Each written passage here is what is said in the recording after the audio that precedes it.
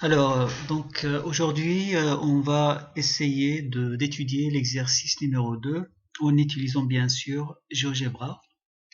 Donc c'est un exercice qui tout simplement fait partie des statistiques à deux variables. Donc on va essayer de trouver le meilleur ajustement pour répondre à la problématique.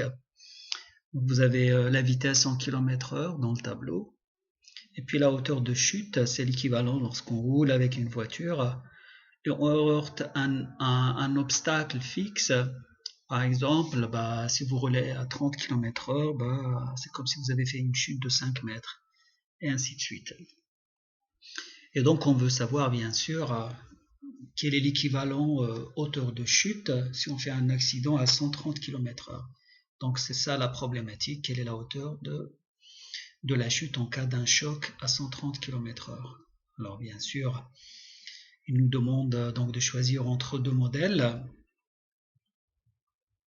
Donc le modèle linéaire affine ou linéaire et le modèle polynomial. Donc pour cela, on va aller bien sûr sur GeoGebra.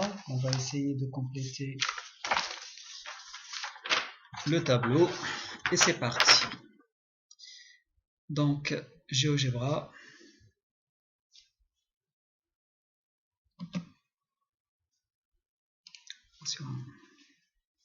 Donc on va dans bien sûr affichage,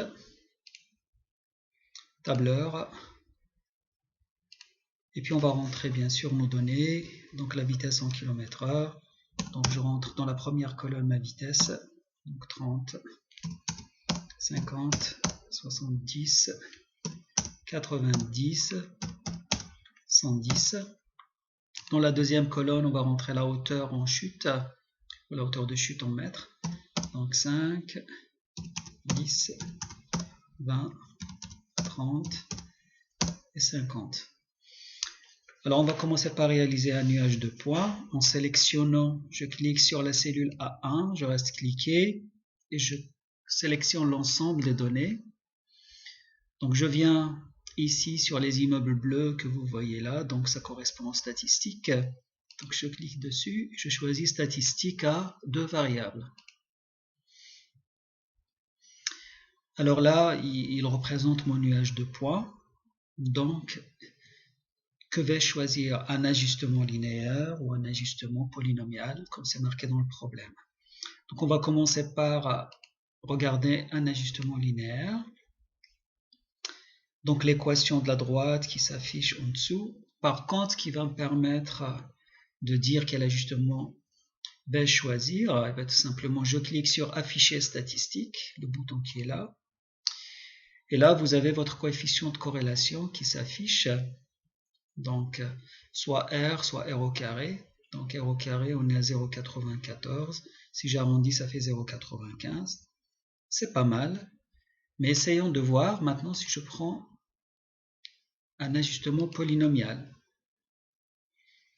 Donc là, vous constatez avec moi que je passe à 0,9955. Je suis presque égal à 1. R au carré est presque voisin de 1. Et on sait bien, lorsque le coefficient de corrélation est proche de 1, je parle de R au carré. Si on parle de R, bien sûr, il faut qu'il soit proche soit de moins 1, soit de 1. Et bien, donc, on constate qu'on est meilleur ici. Donc, on va prendre, bien sûr, cet ajustement-là. Donc, je note mon équation.